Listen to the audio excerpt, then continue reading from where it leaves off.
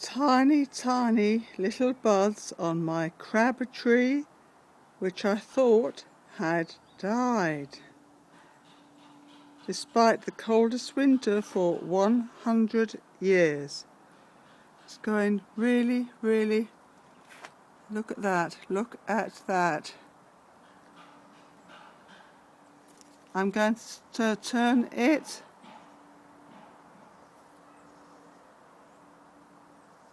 Look at that. How wonderful. I'm going to let it drop. Fallen into place. I am going to put this onto YouTube, so I come back.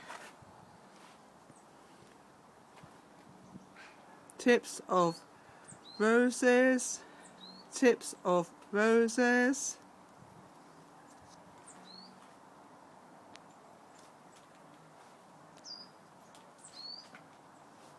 Walking slowly. That one survived. Walking slowly.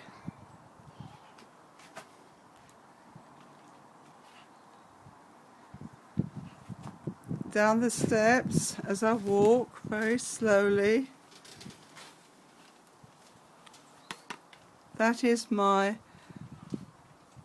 compost, because all the plants I had died except these very few.